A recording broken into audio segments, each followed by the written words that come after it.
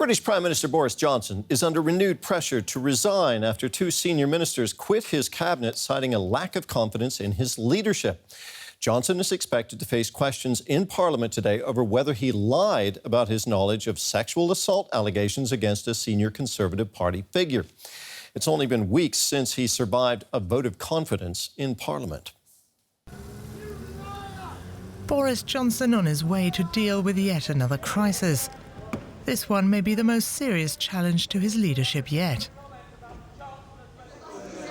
Shortly after this cabinet meeting, two of his senior ministers resigned. Chancellor Rishi Sunak, seen here to the right of the Prime Minister, holds the second most important government position after the Prime Minister himself. He tweeted, "The public rightly expect government to be conducted properly, competently and seriously. I believe these standards are worth fighting for, and that is why I'm resigning." Health Minister Sajid Javid echoed his words, saying he could no longer continue his role in good conscience. Do you believe the Prime Minister forgot? The resignations came after Boris Johnson admitted he had made a bad mistake by giving Conservative MP Chris Pincher a key parliamentary position, despite knowing that allegations of sexual misconduct had been made against him. Yes, I think it was a mistake, and I apologise for it. I think in hindsight it was the wrong thing to do. I apologise to everybody who's been badly affected by it. But the damage had already been done. After the shock resignations on Tuesday evening, other members of Johnson's cabinet were seen coming and going from Downing Street. They are still backing him, at least for now. Nadeem Zahawi was quickly appointed the new Chancellor. The Health Minister position went to former Chief of Staff Steve Barclay. I can announce that the Parliamentary Party... As Johnson survived a vote of no confidence a month ago, another vote can't be held for a year. Johnson has managed to ride out many a storm. Now polls suggest a majority of Britons want him out. They will have to see whether this time there is enough pressure from within his own party to force him to step down. And I'm joined now by journalist Robert Hutton in London. Robert, key ministers are abandoning Boris Johnson. Multiple scandals are weighing on his government. Could this finally be the straw that breaks the camel's back? That is the question everyone was asking, and I still don't know the answer. He's survived so much, and his willingness to carry on going after the point at which a lot of people would have said, I'm just going to throw in the towel, shouldn't be underestimated. So at one level, if you said to me, look, the Chancellor, the second most important official in the government, has resigned. Another big figure, Sajid Javid, who's a former Chancellor, has resigned. On paper, certainly it looks like, oh, well, look, that's it. And talking to Conservative MPs last night, they were saying this is the end. But on the other hand, Boris Johnson is willing to just kind of ignore them and just kind of carry on. He is remarkably resilient still. Where do things go from here? Another confidence vote in the House of Commons apparently isn't possible at this point, given current parliamentary rules. Well, it's Conservative Party rules, so you can't have a confidence vote within 12 months of the last one. But the really important thing about those rules is that they're not fixed. And they can be changed. And indeed, actually, nobody really knows quite where they're written down. And the way that they got rid of Theresa May was by saying to her, if you don't go, we will change the rules. And she said, OK, right, the game is up. I think that wouldn't work with Boris Johnson. I think they would actually have to change the rules. But there is an election next week to the committee that controls the rules. And so next week's election to that committee, this is a bit weird and detailed. But if nothing has happened before then, that will definitely be a moment then. OK, but you say there is a precedent, even without changing those rules, with Theresa May. Are there any potential... more honour. OK. Are there any potential successors for Prime Minister or for at least leader of the Conservative Party and possibly for taking over from Boris Johnson in this mix?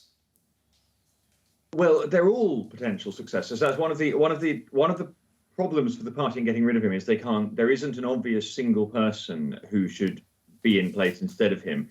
I think Rishi Sunak very clearly fancies his chances, and part of resigning last night may have been an effort to position himself better.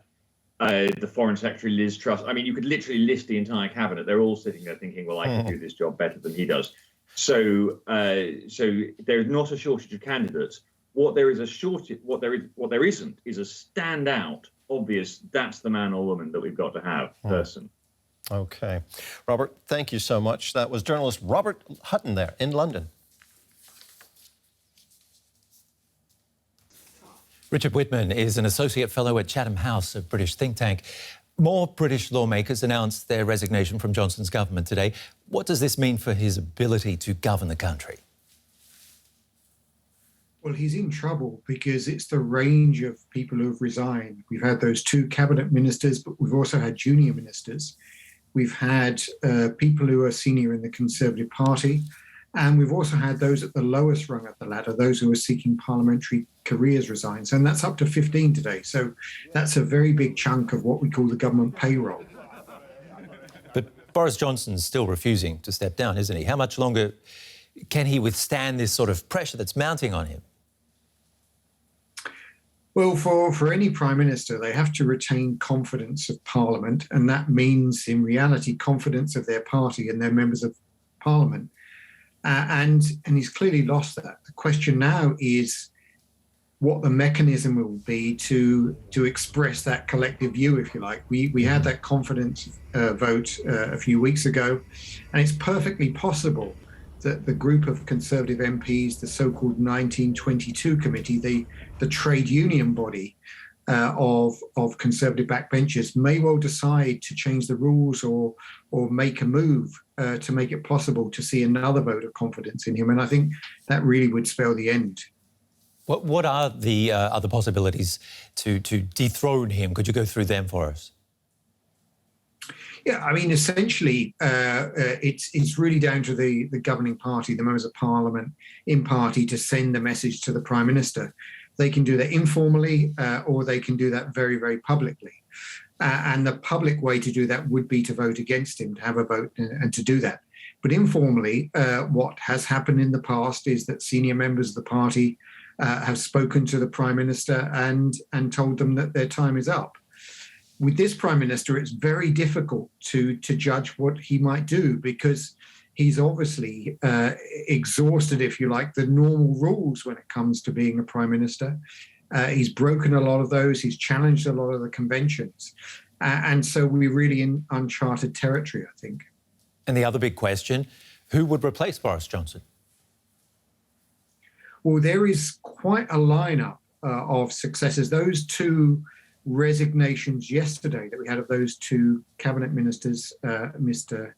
Sunak, former finance minister or chancellor, and Mr. Javid, a former health minister, are both potential candidates. But if you look at the betting markets in the UK this morning, Penny Mordaunt, who's the Trade Secretary, has very good odds. But we also have our Foreign Secretary, Liz Truss, and the Defence Secretary, Ben Wallace, and a sort of an outlier, I think, is Tom Tugendhat, who is the chair of the House of Commons Foreign Affairs Committee. So there are plenty of people who are potential candidates in the field, I think. Richard Whitman, Associate Fellow at Chatham House. Thanks for the analysis.